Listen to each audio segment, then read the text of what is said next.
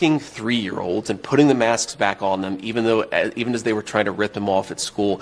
I think that if we had more people who took the right perspective and had a little bit more understanding of how little kids actually operate, we would not have made so many of those mistakes during COVID. That's a whole nother conversation. Because no, it's related to this because people didn't know as much because it was literally a novel virus. But Danny, you asked me about... That's Trump running mate JD Vance pushing back on CNN political shill and NPC reporter Dana Bash for trying to pin him on the childless cat lady's comment once again. Welcome to Nurk News, I'm Nurkish, and unlike the Harris-Walz campaign, Trump and Vance have been doing interview after interview on both new and legacy media.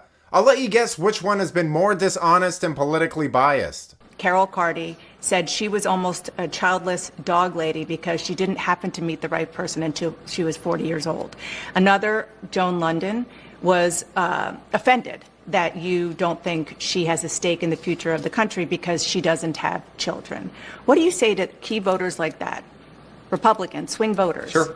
Who are put off by your views? Well, what I would say, Dana, is if you look at what I said in context, the Harris campaign has frankly lied about what I actually said. I'm pro-family. I want us to have more families, and obviously sometimes it doesn't work out, sometimes for medical reasons, sometimes because you don't meet the right person. But the point is that our country has become anti-family in its public policy. That's all that I've ever said. If you want to be pro-family, I want to, because you do criticize, as you just did, the Democratic Party for being anti-family. I do. You called out Kamala Harris and Pete Buttigieg in particular. Kamala Harris has 2 stepchildren.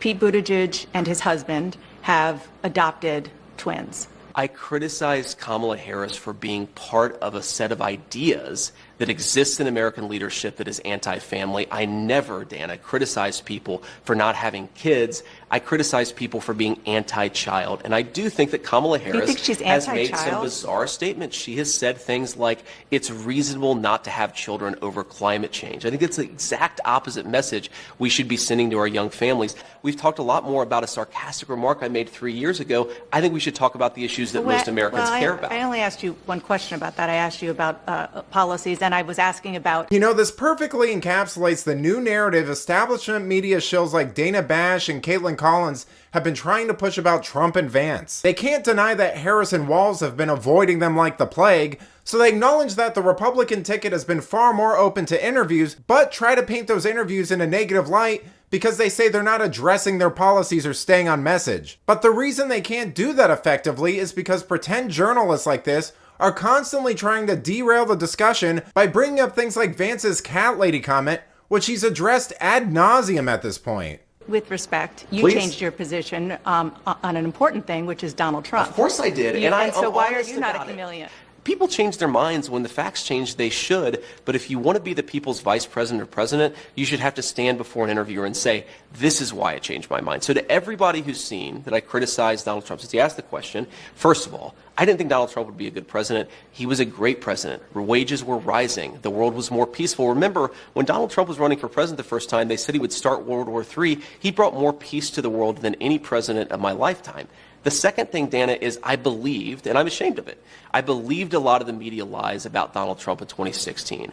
I believe that he said things like, for example, the media said Donald Trump accused all Mexicans of being rapists and criminals. You actually look at what he said, he did not say that at all. And I think it's important when you see something, you change your mind, and that's all I've done. And my pitch to the American people would be, I imagine a lot of folks who are thinking about voting for Donald Trump in 2024, maybe they've bought in to the media lies about him. Think for yourself, look at what he actually said, and I think you'll find that he's, 1, a very engaging guy, but 2, was a very good president. I think Kamala Harris clearly owns the policies of the Biden-Harris administration, especially when we consider the fact that, as we've all learned over the last few months, Joe Biden clearly isn't capable of doing the job. And so I think that drives home that Kamala Harris really has been the one calling the shots. I mean, how could she not? I think Joe Biden doesn't really know where he is.